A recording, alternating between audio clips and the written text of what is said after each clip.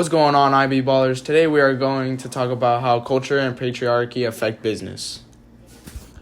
What's going on, guys? Your host, Winners, a.k.a. Michael. What up, boys? It's Gustavo Solis, a.k.a. Gushers. Yo, it's Matthew, a.k.a. Woody. Back for another one. It's Hossie, a.k.a. Hassan Alamud. So how do you guys think patriarchy affects the business world and that men or women are differentiated? Thanks, Winners. Gender equality is very important for economic growth. That's why countries like Belgium, Denmark, France, Latvia, Luxembourg, and Sweden are very developed and very organized countries. They also scored 100% in the Banks Women Business and Law in 2019. Very impressive.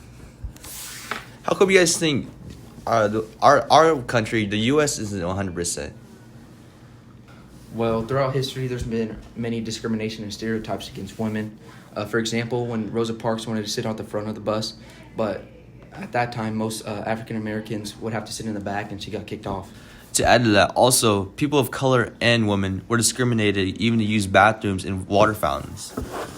Another thing to that is women are made to believe they can't be successful on their own and own their own business and stuff, and that just affects them growing up and what they think they can do. They're raised to believe that they have to be stay-at-home wives and cook and clean for their husbands and family and raise their children.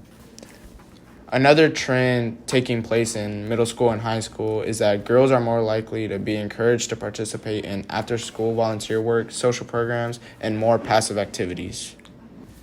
That is facts, guys. Often with female and women after high school and middle school, they often pursue education in more stereotypical female-oriented professions, often like teaching, nursing, and caregiving.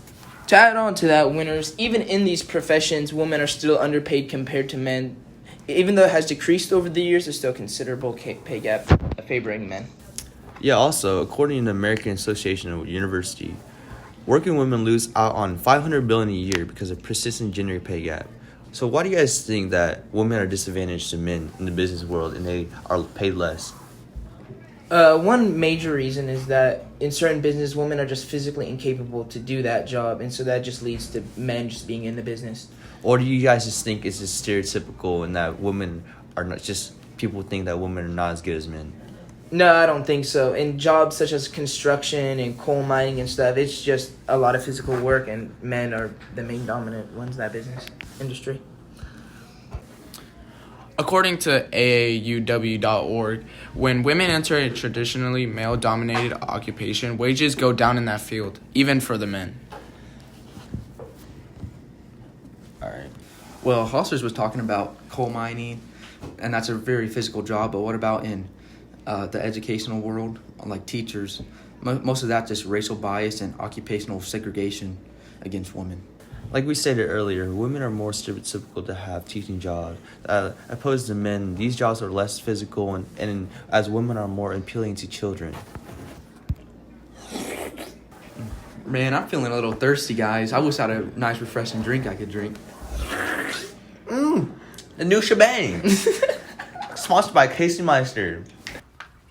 I found shebang to be very helpful. It helped both in my note-taking and my weightlifting. I encourage everyone to drink shebang.